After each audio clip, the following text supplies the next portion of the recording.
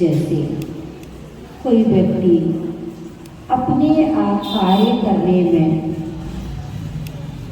निपुण होता है, पुरुष वर्ग व्यापारी के कार्य करने में निपुण होते हैं, महिला वर्ग गृहस्थ जीवन के कार्य करने में निपुण होती है। एक धोबी था, उसका कार्य था कपड़ों को ठीक करना, धोना इत्यादि कार्य उसका था। तो वह तालाब पर जाता, कपड़ों को साफ करता, तो उसे ने एक गधे को पाल रखा था। गधे की पीठ पर ला करके वस्त्रों को ले जाता और लेकर के आता। अपनी सुरक्षा के लिए एक कुत्ते को भी पाल रखा था। दोनों को वह ठीक ठीक भोजन कराता था, लेकिन इत्तेफाक की बात है उस व्यक्ति के मन में द्वेष की भाव उत्पन्न हो जाते हैं और उसने कुत्ते के लिए भोजन देना कम कर दिया। वह कुत्ता अपने आप में कमजोर हो गया। कुछ समय के उपरांत उसके घर में एक चोर का प्रवेश हो जाता है। जैसे ही चोर अंदर घुसता है तो वह कुत्ता भी देखता है और गधा भी देखता है। गधे ने देखा कि चोर तो अंदर प्रवेश कर गया, लेकिन अभी तक कुत्ते ने भौंकना प्रारंभ नहीं किया। गधे ने पुनः कुत्ते से कहा, भैया मालिक के घर में चोर प्रवेश कर रहा है, और तेरा कर्तव्य क्या है कि मालिक की वस्तु का और मालिक की सुरक्षा करने का दायित्व कर्तव्य तेरा है। वही कुत्ता कहता है, तू कुछ भी कह ले, लेकिन मैं आज भौंकूंगा नहीं। बड़ा परेशान गधा कहता है, कैसे कार्य चलेगा? ये कुत्ता भौंकेगा नहीं और चोर यदि चोरी करके ले गया तो मालिक क्या सोचेंगे? कोई बात नहीं, कुत्ता तू नहीं भौंकता है तो मत भौंक। और उसकी जगह पर किसने भौंकना प्रारंभ कर दिया? गधे ने।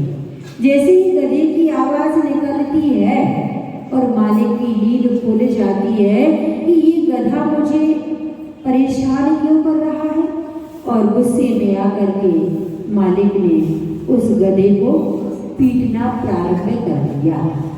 बात कुछ अटपटी है, लेकिन समझने का प्रयास करना कि जिस व्यक्ति का जो कार्य है यदि वह नहीं करता है तो वह क्या हो जाता है? पिटता है। तो इस आत्मा का स्वभाव क्या है? ज्ञान चेतन। लेकिन इस आत्मा को आपने किसकी ओर बांध रखा है? मोह की परिणति में बांध रखा है। इसके अंदर आपने अपने आप को, निज को, और जिनको भी आपने जिनको अपना माना है उनको मोह के बंधन में बांध करके फंसा रखा है। इसलिए आत्मा संसार में अनादिकाल से परिभ्रमण कर रही है। आठों कर्मों का राजा कौन है? मोहिनी कर्म है। जो 17 कोड़ा कोड़ी 10,000 5,000 कितना समय है इसका? इतना लंबा समय लेकर के चलता है क्योंकि हमने पर को अपना माना है, पर वस्तु को भी हमने अपना माना। लेकिन साथ जाने वाला क्या है? कोई साथ गया?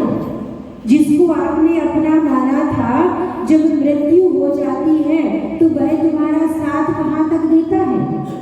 किसके लिए कमाया जा रहा है? परिवार के भरण पोषण के लिए पुरुष कमाता है। जिस स्त्री के लिए तुम कमा करके दे रहे हो वह साथ कहाँ तक देने वाली है? सच्चाई जीवन की स्वीकार करने का प्रयास करना। मृत्यु के बाद कहाँ तक साथ देगी? दहलीज तक। दहलीज से बाहर नहीं आएगी। जिस पुत्र के लिए इतना इकट्ठा कर लिया है वह शमशान तक साथ देगा, लेकिन तुम्हारे पाप के बंध में सहकारी नहीं होगा। हमें अपनी आत्मा का यदि कल्याण करना है, सिद्ध भगवान की आराधना करनी है, तो मन वचन काय से मोह की परिणति को हटा करके परमात्मा की आराधना करेंगे तो निश्चित रूप से हमारी आत्मा भी भगवान बन जाएगी। एक व्यक्ति था जिसके 5 पुत्र थे।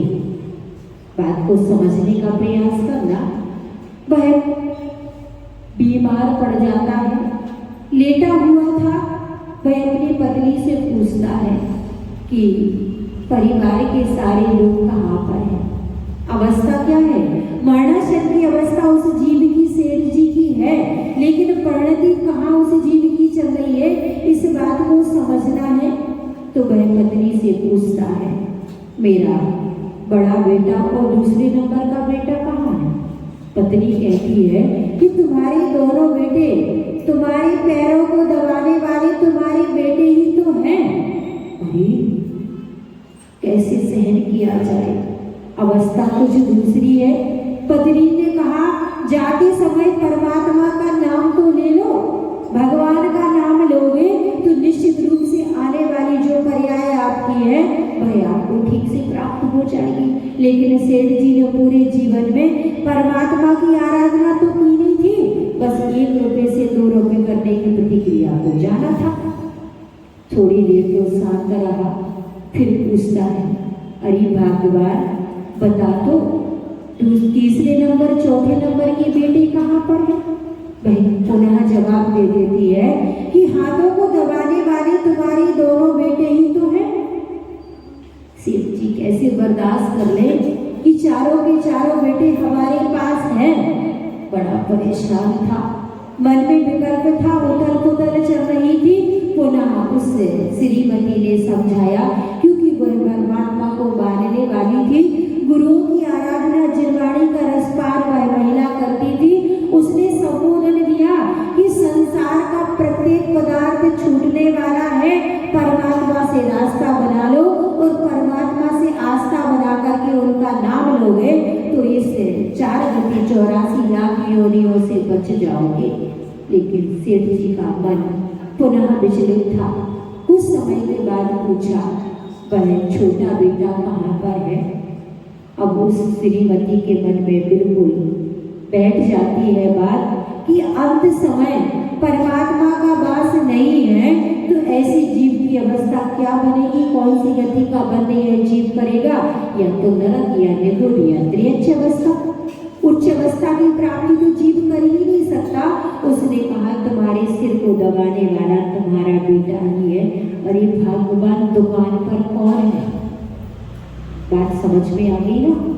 शंकर नगर वालों से यही कह रही हूँ कि महिलाएं तो बहुत सारी बैठी हैं और प्रत्येक पुरुष को समझा रही है कि परमात्मा की आराधना कर लो, सिद्धों की आराधना कर लो। लेकिन पुरुष वर्ग के मन में क्या चल रहा है अभी कि दुकान पर कौन है।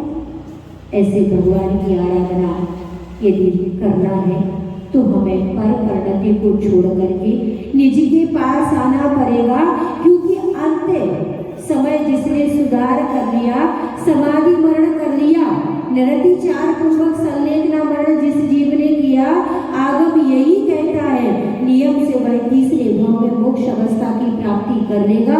अतिचार और अनाचार की प्रवृत्ति यदि बनती है तो 7-8 भाव में वह जीव नियम से सिद्ध अवस्था की प्राप्ति कर लेगी। अनादिकाल से जीव परिभ्रमण कर रहा है, लेकिन आयु कर्म का किसी को भरोसा है क्या कि अंदर की सांस बाहर और बाहर की सांस अंदर होगी क्या।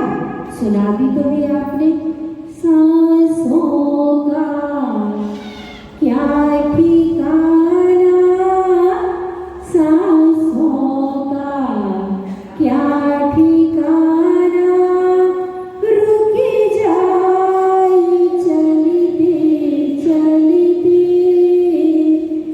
कागज नाव है